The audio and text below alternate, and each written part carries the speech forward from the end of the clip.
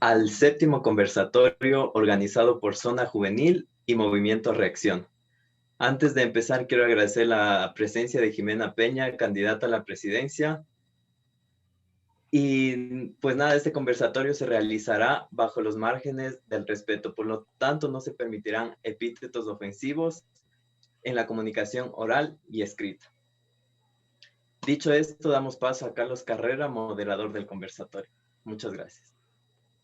Muchas gracias, Martín. Buenas noches con todas las personas que están siguiendo esta transmisión. Es muy importante meditar nuestro voto en las elecciones venideras, las cuales tienen en juego el futuro del país. No hay peor mal que un país desinformado. Es por eso que como jóvenes y gracias a la iniciativa de nuestro movimiento Reacciona y Zona Juvenil, vimos la necesidad de poder conversar con los candidatos de la presidencia de la República del Ecuador, fuera del típico ambiente de entrevista, y promovemos los conversatorios, donde los participantes pueden interactuar con los invitados que hemos tenido durante la semana anterior y esta semana. Realizamos la invitación a los 16 candidatos a la presidencia, de los cuales han aceptado lamentablemente solo 3. Ellos fueron Pedro Freire por el Movimiento Amigo, Gustavo Larrea por Democracia Sí y Jimena Peña por Alianza País. En cuanto a los asambleístas, invitamos a Alejandro Jaramillo por la Izquierda Democrática y Verónica Jarrín por Democracia Sí. Lamentablemente, Alejandro Jaramillo canceló el conversatorio 3 minutos antes de salir al aire, justificando que se encontraba delicado de salud. Por su parte, Verónica participó con nosotros indicando sus propuestas y el manejo que van a tener en la Asamblea Nacional en caso de llegar. Por lo que agradecemos nuevamente a los candidatos que se han dado un tiempo de interactuar con nosotros, los jóvenes, y ustedes pueden sacar sus propias conclusiones de los conversatorios que hemos realizado. Por favor, les recordamos que para participar deberán levantar la mano para realizar su pregunta a nuestro invitado. Se les dará la palabra en el orden que aparezca en la lista de participantes, o pueden realizar su pregunta por medio de chat de Facebook o el chat de Zoom. Y esta será indicada a nuestra candidata acorde al orden del mismo. Con estas pequeñas indicaciones del día de hoy tenemos como invitada a Jimena Peña, candidata a presidente de la República del Ecuador por Alianza País, siendo la única mujer en estas elecciones que busca llegar a la presidencia. Por eso les vamos a pasar a informar una pequeña reseña de quién es Jimena. Jimena Peña es una cuencana de 44 años de edad. A sus 19 años de edad tuvo que emigrar del país y a Estados Unidos. En Estados Unidos ella estudió administración y es máster en la misma especialidad por la Universidad de Bernard Baruch de Nueva York. Posee también un título de nivel tecnológico como asociada en ciencias por la Universidad Comunitaria de La Guardia en Nueva York. En el 2013 participa para asambleísta por los ecuatorianos en el exterior, específicamente por la circunscripción de Estados Unidos y Canadá. Como resultado, obtuvo el curul. En 2017 vuelve a participar para asambleísta siendo reelecta. En las actuales elecciones busca llegar a la presidencia. Con esta breve reseña, Jimena, le concedemos la palabra para que nos presente sus propuestas. Una vez finalizadas sus propuestas, damos paso a las preguntas de los presentes. Por favor, Jimena, tienes de 5 a 10 minutos para intervención. Muchas gracias. Muchas gracias, Carlos, y a todo el equipo. Para mí es un honor poder dialogar con ustedes, jóvenes, y también decirles que me siento motivada por esta iniciativa que nace desde la sencillez, desde la necesidad de nuestros jóvenes de informarse. Así es que, como tú bien mencionabas, soy una cuencana de 44 años que emigró y que retornó al país con el sueño de formar parte de un proceso de transformación, de un proceso que sigue vigente y que debemos retomarlo, porque la visión del país, nuestra Constitución establece un horizonte del Ecuador y precisamente es de eso lo que queremos retomar. Para esto, dentro de nuestro plan de trabajo, hemos destacado 4 propuestas importantes, 2 relacionadas con la reactivación económica. La primera, una iniciativa denominada copago de nómina, a través de la cual el Estado quiere generar alivio a los pequeños y medianos empresarios, cofinanciando una parte del salario de las plazas nuevas de trabajo que generen para mujeres, para jóvenes y para personas mayores de 50 años. También tenemos una iniciativa denominada Renta Básica de Emergencia, que lo que quiere es garantizar dignidad en medio de una situación absolutamente excepcional como es la crisis y la pandemia. Así es que queremos garantizar un mecanismo de pago virtual para nuestras familias más empobrecidas, de tal manera que puedan comprar su alimento y sus servicios básicos, entre ellos el Internet, que se ha hecho fundamental ahora para garantizar esa educación virtual en el país. Y a propósito de esta educación virtual nace nuestro tercer pilar, denominado Canasta Básica Virtual, que lo que quiere es comprometer al gobierno para que con el sector privado podamos incrementar la cobertura de Internet de tal manera que todos los sectores del país, independientemente de donde se encuentre, puedan acceder al Internet, ya que queremos que el mismo sea un servicio básico como lo es la luz, como lo es el agua. Pero además garantizar una tablet a todos nuestros niños y jóvenes del sistema de educación pública como una herramienta fundamental para que puedan tener esa educación virtual con dignidad y con mayores condiciones de igualdad. Y tenemos también un cuarto pilar, que es el de declarar en emergencia el sistema de protección de derechos de nuestras niñas y de nuestras mujeres en el país. Esto ante una coyuntura totalmente violenta que hace que veamos más de un centenar de femicidios del año pasado, más de 1.700 casos de violencia intrafamiliar, 2.000 niñas violadas anualmente y 14.000 adolescentes teniendo hijos de manera prematura. Toda esta realidad necesitamos cambiarla si queremos generar un Ecuador que garantice dignidad e igualdad al 50% de la población que representamos las mujeres. A estos 4 pilares es fundamental también hablar pues sobre el tema de la vacuna. No va a haber reactivación económica si no garantizamos una vacunación masiva. Por eso, tan pronto asumamos el gobierno, vamos a destinar todos los recursos que se requieran para vacunar a 10 millones de ecuatorianos hasta finales de año. Para esto tenemos que agilitar el proceso de compra de vacunas, fortalecer nuestro sistema de salud para enfrentar un proceso de vacunación sin precedentes en la historia del país. Y además vamos a garantizar transparencia en la vacuna, que la vacuna llegue a todos y que cualquier ciudadano se sienta con derecho a acceder a esa vacuna si se encuentra dentro de los grupos de prioridad que hemos establecido como país. Y también en relación al tema contra la corrupción. Es fundamental que el Ecuador mande un mensaje claro a los corruptos, a la delincuencia. Por eso, de llegar a la presidencia, voy a eliminar la cárcel 4, que realmente nos ha avergonzado y ha demostrado que en este país, lastimosamente, hasta los delincuentes tienen privilegios. Con esta introducción de estos temas fundamentales de mi propuesta, Carlos, más bien les doy la palabra para que podamos retroalimentar el diálogo. Muchísimas gracias. Muchas gracias, Jimena. Excelente intervención. Bueno, vamos a empezar por el tema de la cárcel 4.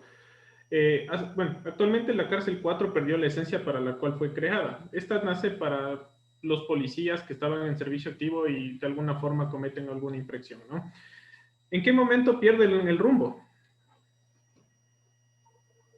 Bueno, pierde el rumbo en el momento que no solamente están policías, pero sobre todo están personas que están enfrentando casos de corrupción, algunas de ellas ya sentenciadas.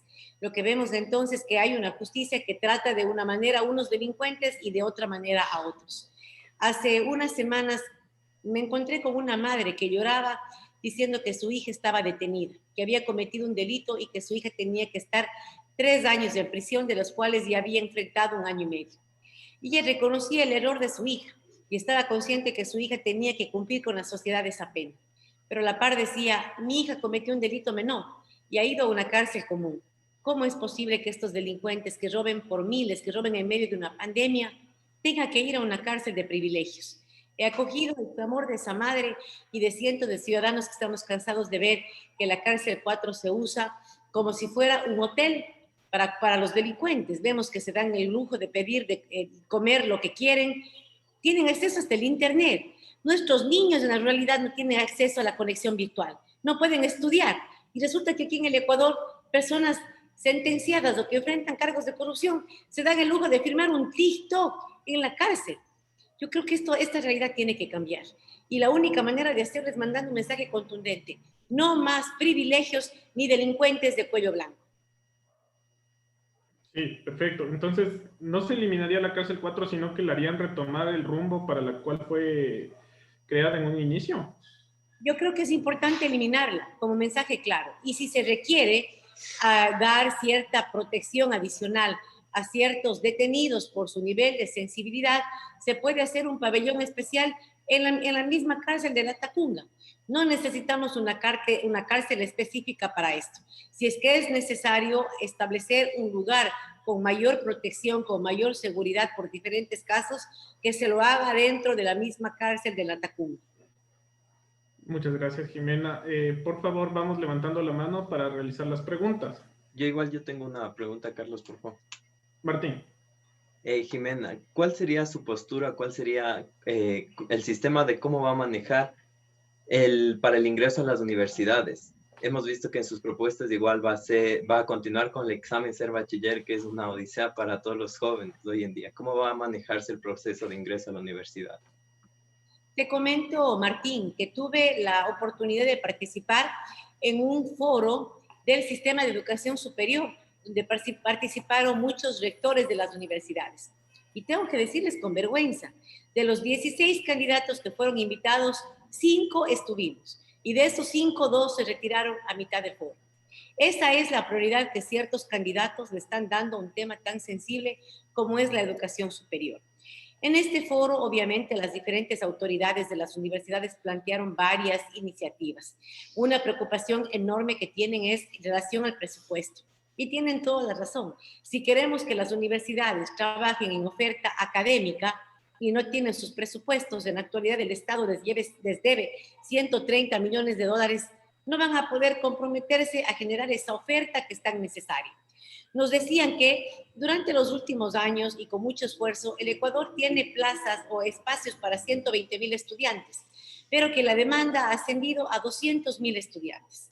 Y que obviamente esto presenta una serie de desafíos que no se va a solucionar, Martín, con la eliminación del examen, ni con la eliminación de CENESID, como algunos candidatos están planteando. A mí me parece que esto requiere una situación mucho más integral y comentarios mucho más responsables por parte de los candidatos. Nosotros tenemos que cuidar la oferta académica que debe fortalecerse con el compromiso de las universidades y con el compromiso del gobierno central. Para esto nos comprometemos en generar un ambiente de trabajo, un ambiente de equipo, para que juntos podamos promover la creación de estas nuevas plazas, de esos nuevos espacios universitarios que son fundamentales para nuestros jóvenes. Esto a la par también de mejorar el proceso de admisión. En la actualidad el examen tiene un 70% de valoración en el proceso de admisión. Nosotros queremos revisar ese proceso de tal manera que no sea un examen el determinante para el ingreso, sino que también se tome en cuenta la trayectoria estudiantil del joven, pero además también es fundamental promover mecanismos de acción afirmativa. En el Ecuador, la educación secundaria no tiene la misma calidad en todos los rincones del país.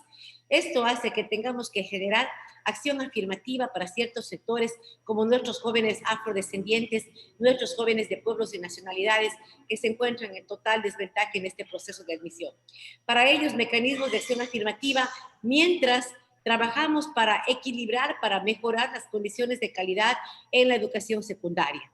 Entonces, son varios elementos. En primer lugar, mejorar la calidad de la educación secundaria. Segundo lugar, mejorar el proceso de admisión, que el examen no pese tanto como pesa ahora, que se tome en cuenta y se valore la trayectoria universitaria, que se abran preuniversitarios gratuitos, con el apoyo del Estado y las universidades como espacios de nivelación y de acompañamiento académico para nuestros estudiantes. Y además un incremento en oferta académica de la mano de las universidades con la promoción de carreras cortas y técnicas que sean una opción para nuestros jóvenes que por diferentes circunstancias tienen que estudiar mientras trabajan. Muchas gracias, Jimena. Jorge González nos escribe desde Nueva York y tiene una pregunta enlazada junto con Ana Mireya. Tiene que ver respecto a los migrantes. Dice, ¿cuál es su propuesta en temas de migración y qué apoyo tendría la comunidad migrante si usted ganaría? Bueno, varios temas. En la misma educación, le comento que durante estos años, en las reformas a la Ley Orgánica de Educación Superior, se consiguió que los migrantes puedan acceder también a la educación virtual para terminar el ciclo básico, el diversificado e incluso la universidad. Hubieron 10 universidades que estuvieron registradas ya para generar oferta académica a través de mecanismos virtuales. Pero por la disminución en el presupuesto, estas universidades no pudieron cumplir a carta cabal este programa de estudio de manera virtual para ecuatorianos dentro y fuera del país. Mi compromiso es de dar prioridad al tema educativo, porque un migrante está trabajando, pero no por ello debe renunciar a su sueño de educarse.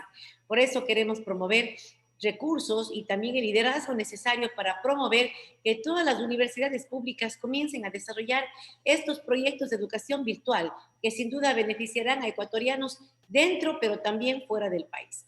También queremos fortalecer los consulados que se han visto debilitados durante los últimos años, lastimosamente. Con la pandemia, con la crisis económica, nuestros migrantes en la actualidad tienen que esperar 3 y 4 meses para obtener un pasaporte.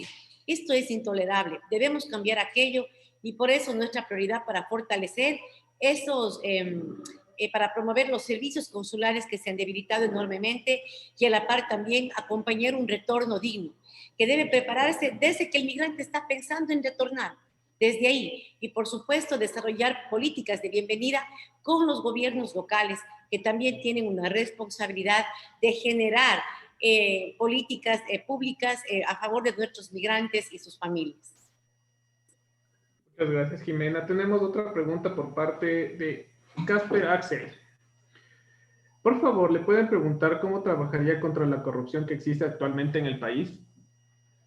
Bueno, este es un tema fundamental, queridos jóvenes, y yo creo que ustedes tienen todo el derecho a tener información veraz. Yo veo con vergüenza cómo ciertos candidatos que incluso son abogados, que dicen que van a terminar con la corrupción si llegan a presidentes, que tienen que cambiar la constitución porque la constitución actual es corrupta, que quieren hacer asambleas constituyentes, refundar el Estado, en fin, una serie de competencias que no le corresponden al presidente de la República. En el Ecuador tenemos algo que se llama función judicial y esa función es la que tiene la competencia de recuperar lo robado, de meter preso a los corruptos, de repatriar a los corruptos, no el presidente de la República. Desde lo que yo sí puedo hacer en calidad de presidenta de la República, de contar con el voto popular, es, por ejemplo, fortalecer el sistema, las instituciones públicas.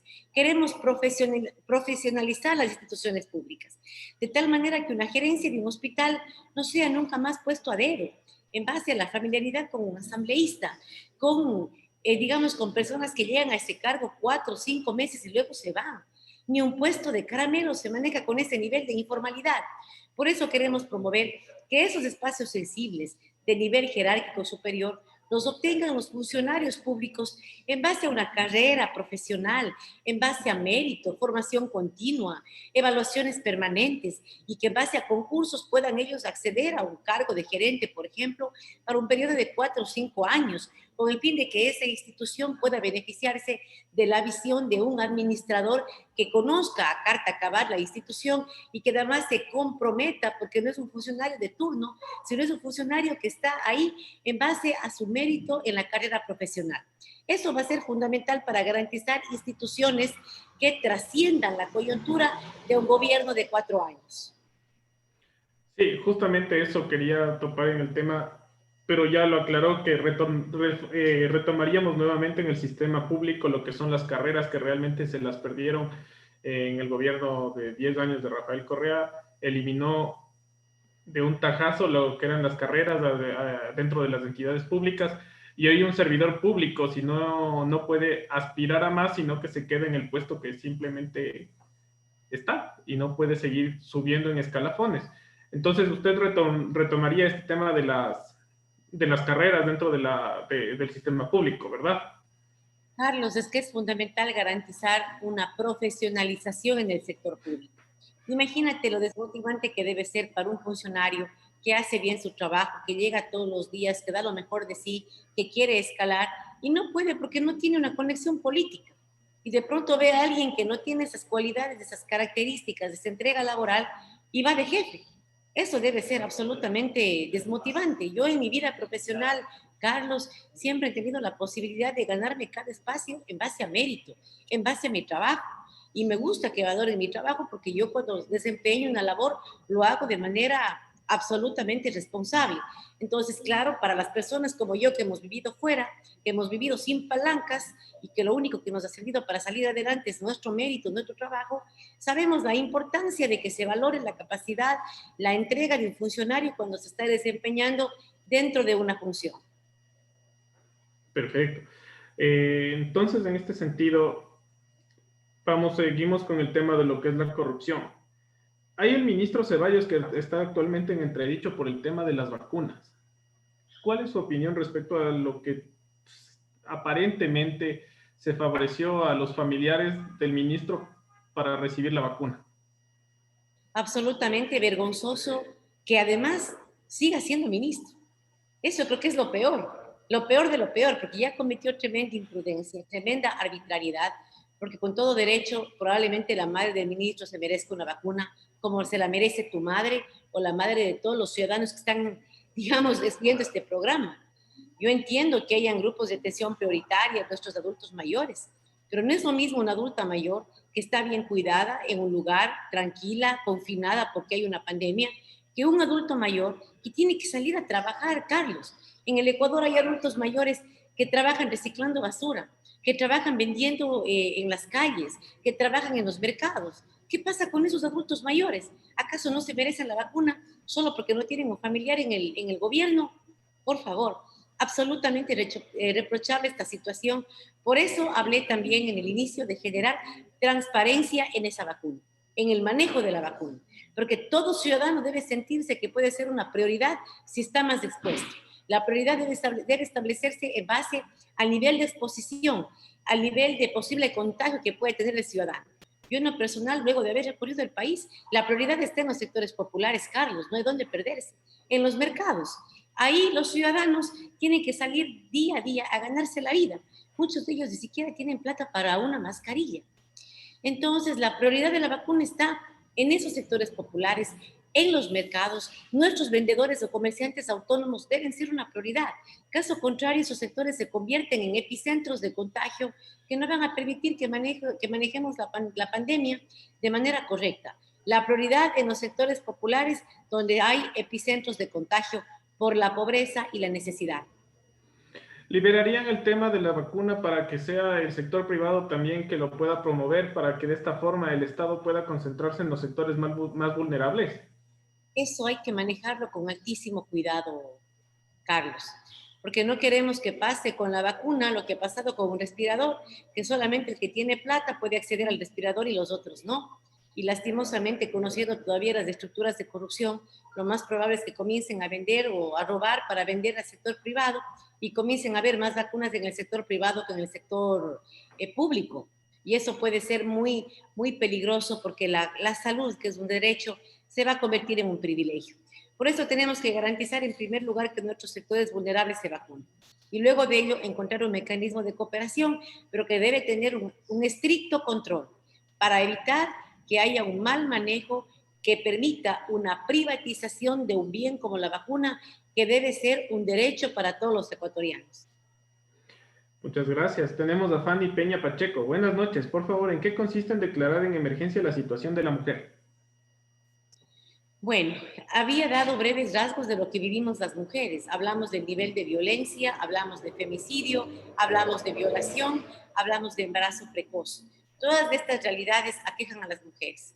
Una adolescente que se embaraza precozmente trunca su vida y va a tener muchas más dificultades para desarrollarse profesionalmente, para tener un salario digno. Por eso, por ejemplo, tenemos que declarar en emergencia el sistema de protección de derechos, porque queremos que estos temas sean prioridad para el gobierno, asignando recursos adecuados, garantizando una coordinación directa con los gobiernos locales, con las juntas parroquiales, para que esa política pública de auxilio, de acogida, de protección, llegue a la junta parroquial, al cantón rural.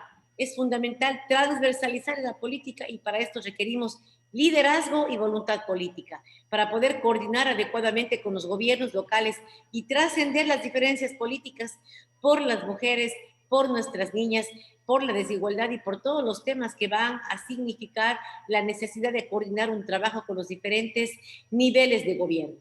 Esta declaración de emergencia del sistema de protección de derechos es una señal fuerte a la sociedad ecuatoriana, que con Jimena Peña, la presidencia, comenzamos a construir una nueva visión de sociedad, donde las mujeres vamos a ser vistas como seres humanos, donde las mujeres aspiraremos a tener los mismos derechos que los hombres en condiciones de igualdad, donde trataremos de cerrar esas brechas de desigualdad que existen en el ámbito económico, en el ámbito político, en el ámbito educativo. Será indudablemente toda la agenda de las mujeres una prioridad para la primera mujer presidenta electa del Ecuador. Elisa Ellis Liz nos tiene una pregunta. Buenas noches. ¿Qué sucederá con la función de transparencia y control social? Hemos visto los actos de corrupción que se generan desde el Consejo de Participación Ciudadana y Control Social. ¿Cómo regirá este en el ente del Estado? Bueno, esto un poco también creo que vale la pena hablar sobre aquellos que dicen que la corrupción es corrupta, que la corrupción tiene una estructura que ha promovido la corrupción. Y yo les pregunto a ustedes, el Ecuador ha tenido ya 20 constituciones. ¿De verdad creemos que una constitución número 21 va a terminar con la corrupción? Antes del 2007, ¿teníamos o no corrupción? Hemos tenido corrupción durante las últimas décadas. Siempre, dolorosamente, ha existido la corrupción. La solución, entonces, no es cambiar la Constitución. La solución no es refundar el Estado. La solución es establecer mecanismos que nos permitan garantizar el cumplimiento de esa Constitución y de la ley. En este sentido, la función de transparencia y control social nace con un anhelo de fortalecer la participación ciudadana, un anhelo que se ve prostituido cuando lastimosamente no se desgarran esas prácticas de querer poner amigos, familiares, allegados como consejeros del Consejo de la Judicatura, perdón, los consejos del Consejo de Participación Ciudadana, con la finalidad de tener ese consejo captado para que nombren a amistades a los más altos cargos de control del Estado. Eso es lo que ha pasado. Ya el Ecuador tuvo una consulta popular a través de la cual decidió que los consejeros ya no sean escogidos a través de un proceso de concurso, sino que sean electos por voto popular. Eso se aprobó, me parece que hace 3 años. Es importante entonces darnos una oportunidad de ver cómo esa reforma mejora el Consejo de Participación Ciudadana. Hubo la intención de reformar la Constitución para quitarle al Consejo de Participación Ciudadana la facultad de designar autoridades. Pero yo tenía una gran preocupación en aquello, porque la pretensión era quitarle esa facultad al Consejo y mandar a la Asamblea Nacional. Pero yo que he sido asambleísta les puedo decir que la verdad en la Asamblea Nacional no siempre se cogen las mejores ternas, no siempre las decisiones son en base a mérito, sino sobre todo en base a control político, a temas políticos, quién es más allegado, qué partido quiere tener ahí al amigo, y pues lejos de despolitizar la designación de estos espacios de control, lo que íbamos a hacer es mandar a la Asamblea Nacional, que es un organismo eminentemente político, es decir, no íbamos a solucionar nada. Por eso yo creo que es importante ver cómo funciona el Consejo ahora que está integrado por personas electas. Tuvimos la vergüenza de este padre que salió y que ahora está preso. Esperemos realmente que la justicia combata la corrupción, venga de donde venga, sea un consejero, sea un asambleísta, sea un presidente, un ministro. Yo creo que es importante aquello. Pero a mí me parece que no por frenar actos de corrupción que se dan por el accionar de un puñado, vale la pena sacrificar una visión que lo que quería era fortalecer el Consejo de Participación Ciudadana, fortalecer la participación, invitarle al ciudadano a ser parte del proceso de toma de decisiones. En ese sentido, vimos que el Consejo de Participación Ciudadana y Control Social transitorio también tuvo varios entredichos a través del sector popular, ¿no? No todo fue como lo esperaban y hoy por hoy tenemos algunas autoridades que siguen el tema de encargo. ¿Cuál sería la postura respecto a los encargos? Yo creo que la ley establece ciertos casos excepcionales en los cuales se puede encargar, pero deben ser casos excepcionales, no puede ser la normalidad, porque la misma ley establece mecanismos para nombrar ya una autoridad definitiva. Nuevamente, la designación de autoridades no es una competencia del presidente de la República. Yo mal podría decir si vamos a nombrar de contralor, porque los ciudadanos van a decir, ¿y cómo así usted? Pues, ¿dónde tiene esa facultad en la ley? Entonces, tengo que ser muy cuidadosa con respetar lo que establece la Constitución en la ley. Hay organismos que tienen esa facultad. Yo, por supuesto, promovería en efecto que se respete la ley y que la designación de una persona encargada dure lo que tenga que durar de acuerdo a la ley, que son plazos previstos hasta que el organismo pueda formalmente nombrar a una autoridad permanente, que es lo ideal, que cada instancia cumpla con su tarea, pero que además la ciudadanía ponga presión, porque siempre los ciudadanos por lo general ponen presión en el presidente para el tema de la justicia, para el tema a la misma asamblea, pero es fundamental que el ciudadano se eduque para que sea quien reclamar, Yo en lo personal creo que la función judicial le queda debiendo de largo al país y nadie sabe que el Consejo de la Judicatura tiene toda la competencia para, por ejemplo, destituir jueces que no apegan, que no actúan en apego a la ley, jueces que demoran procesos, que fallan de manera incorrecta, que benefician delincuentes. Esos jueces deberían enfrentar cargos de destituciones. Yo creo que es importante que los ciudadanos sepan qué función le compete a cada organismo, de tal manera que pueda ejercer esa presión social al organismo adecuado y pues promover a través de esta participación, de esta veeduría ciudadana permanente, que las autoridades cumplan con sus roles legales y constitucionales. Claro, o sea, básicamente esa era la pregunta. O sea, si usted llegara a la presidencia, ¿qué haría si ve que, por ejemplo, el Consejo de Participación Ciudadana y Control Social ya tiene encargado a una autoridad 3, 4, 5 años, pero no designan la autoridad principal? Entonces, bueno, nos ha respondido eso, que Pero perfectamente ahí, por ejemplo, que dentro de tiene la que velar. Constitución, le compete a la Asamblea Nacional. La Asamblea Nacional debe iniciar un pedido de juicio político para esa autoridad para que explique por qué no cumple con lo que establece la ley. Eso es una facultad absolutamente de la Asamblea Nacional. Claro, y eso le exigirían a través de la bancada de sus asambleístas. Sí, yo creo que sí, Carlos, si nosotros vemos que se puede perfeccionar, que se puede ejercer presión para que las cosas se den como se tengan que dar y además dentro de una competencia legal que le correspondería a nuestros asambleístas, creo que podríamos promover acciones encaminadas a, a fortalecer la visión de Estado que tenemos. Queremos promover un Estado de respeto a la ley, un Estado contundente contra la corrupción, un Estado que haga las cosas bien. Debemos recuperar la confianza, el valor de la palabra, el valor de la responsabilidad. Eso es medular para orientar el Estado a esa visión de país que queremos. Tenemos una pregunta por parte de Paul Insuasti. Nos dice, ¿qué reformas plantea la Ley de Seguridad Social? Bueno, ahí hay varios temas, ¿no? Están en algunos relacionados, por ejemplo, a la conformación del Consejo de la Seguridad Social. Ahora es tripartito, está integrado por un delegado del presidente, un delegado de los afiliados y un delegado de las empresas. Hay muchos clamores en torno a cómo se maneja este consejo. Yo creo que allí hay una posibilidad de mejora. Pero lo fundamental, más allá de las reformas legales que le competirán a la Asamblea Nacional, yo creo que es importante promover eficiencia dentro de la seguridad social, en el ámbito administrativo, en el ámbito del manejo del sistema de salud. La administración de los hospitales de la seguridad social han avergonzado al país. Creo que ahí, a través de un delegado eficiente, que tiene que salir pues desde el presidente de la República esa nominación, se la haga a una persona que conozca la institución, que no vaya a convertir la seguridad social en un motín de reparto, sino en una institución que pueda solidificar su administración, que pueda agilitar los procesos y por supuesto que pueda manejar mucho mejor su sistema de salud. Además, recordemos que la seguridad social tiene un problema de sostenibilidad.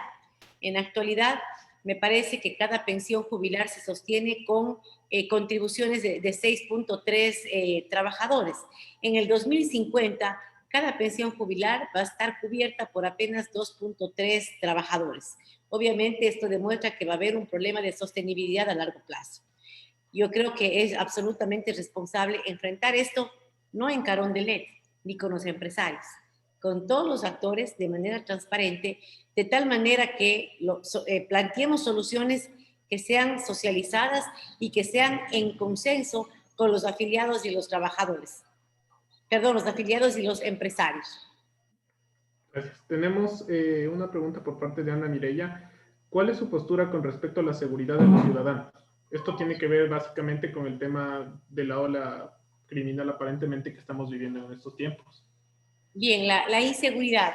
Bien, hay diferentes tipos, ¿no? Tenemos que diferenciar la inseguridad que se da por crimen organizado en el tema fronterizo, por tema de narcotráfico, crimen organizado. Para ello vamos a requerir una policía mucho más potente en el área de inteligencia, capacitada, preparada para enfrentar estas mafias y además es fundamental que para enfrentar este tipo de delincuencia el Ecuador trabaje con sus países vecinos, porque son problemas y crímenes transnacionales que van a requerir también un consenso o una solución o un trabajo mancomunado con los países vecinos. La inseguridad en las calles, en cambio, es un tema que requiere que la policía recupere su rol preventivo y comunitario. Lo que ha pasado es que durante los últimos meses, pese a que la policía ha tenido el mismo presupuesto, los delitos se han incrementado en un 20%. Y esto se debe porque ese recurso que antes se invertía, por ejemplo, en garantizar UPCs, policías en comunidades, acompañamiento permanente, ahora se ha usado para comprar bombas lacrimógenas, chalecos antibalas, para armarse, para enfrentar a los ciudadanos. Yo creo que es medular entonces que la policía recupere ese rol preventivo, ese rol comunitario, recuperar los UPCs y también dar seguridad jurídica a nuestros 53,000 policías, que hoy por hoy no se sienten capacitados. Yo he hablado con ellos, no reciben la capacitación que requieren para usar su arma, por ejemplo, y además tienen temor de usar su arma por poder enfrentar juicios por haber usado el arma dentro del cumplimiento de su deber legal.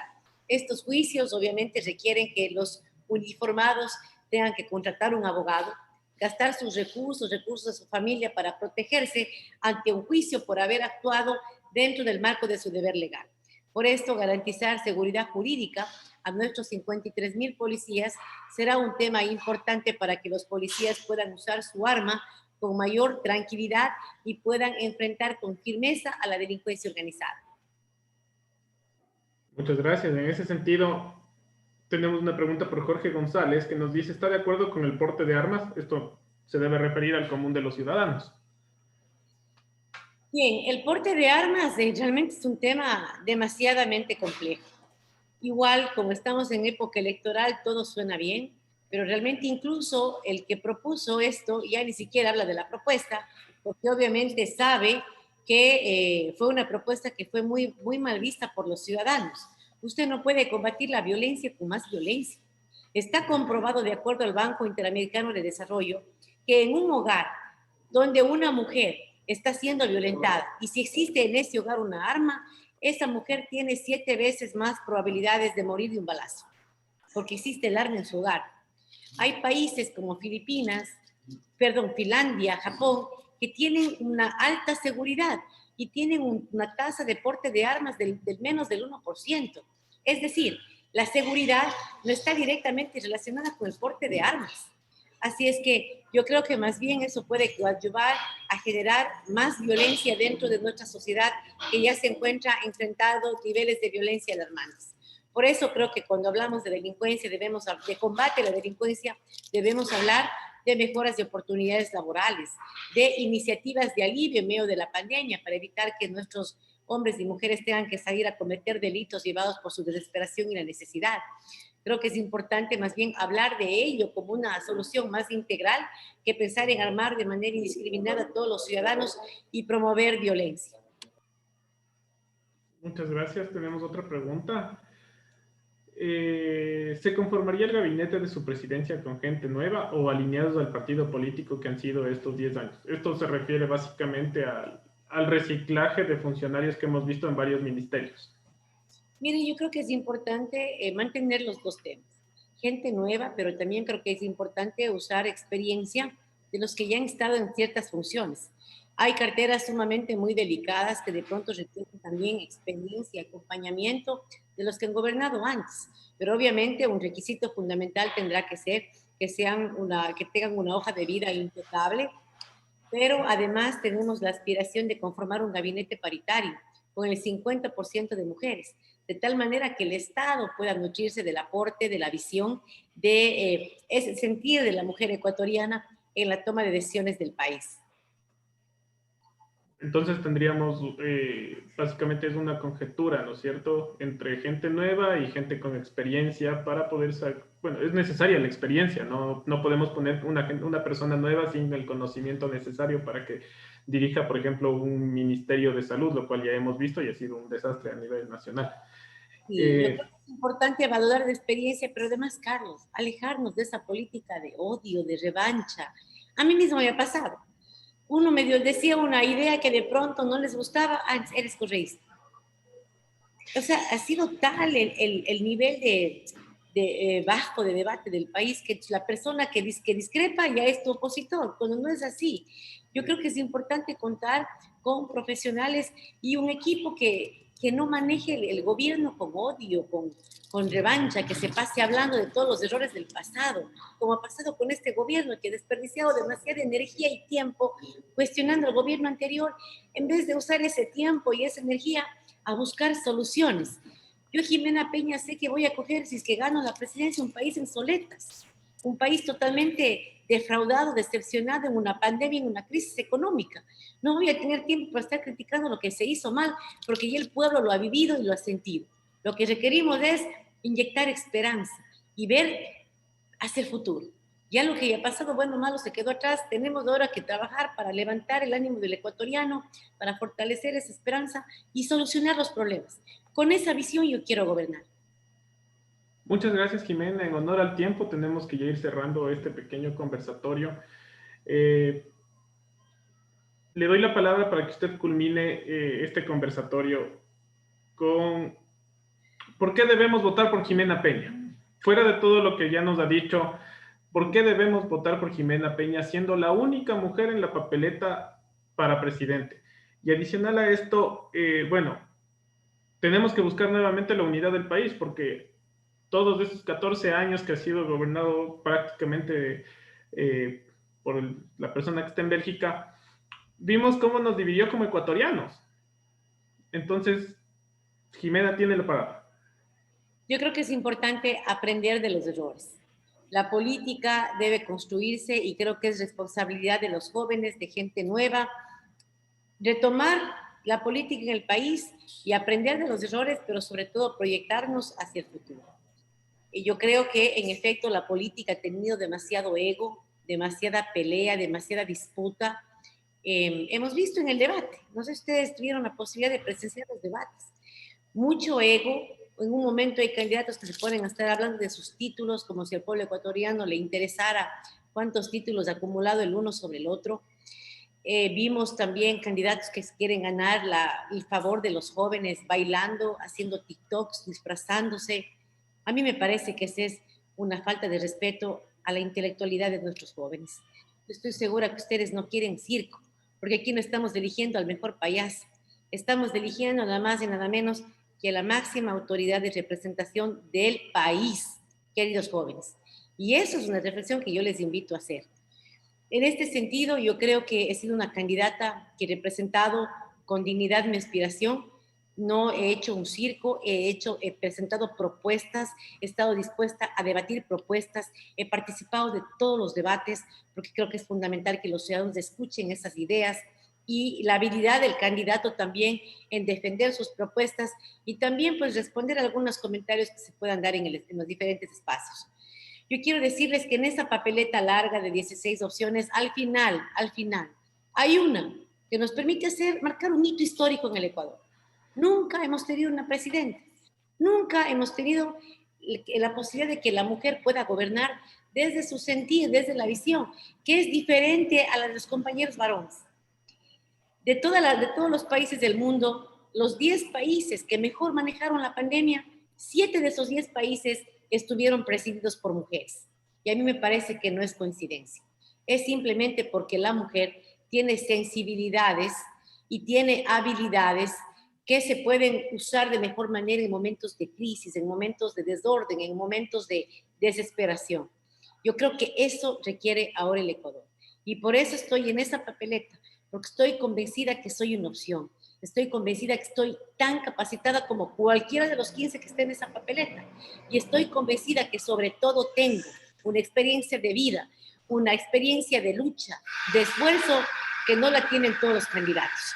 Por eso quiero pedirles que en este febrero consideren respaldar a la última opción de la papeleta, a la única mujer candidata, y nos permitamos tener en el país un hecho histórico que sin duda marcará el rumbo de nuestra nación.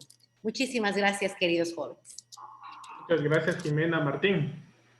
Muchas gracias, igual Jimena, por este espacio que nos ha brindado. Igual agradecer a todos, igual a los que nos están viendo por Facebook, agradecerles por su tiempo y continuaremos igual con estas entrevistas. Muchas gracias. Gracias, Jimena. Gracias a todas las personas que nos siguieron. No se olviden de darle like a nuestras publicaciones a través de Movimiento Reacciona y Soema Juvenil. Jimena, muchos éxitos en este próximo domingo y que personas que nos están viendo y las que no nos están viendo también, por favor, voten con conciencia. Tenemos el futuro del país en nuestras manos. Es momento de que los jóvenes entremos en acción y que reaccionemos frente a la realidad que vivimos. Muy buenas noches.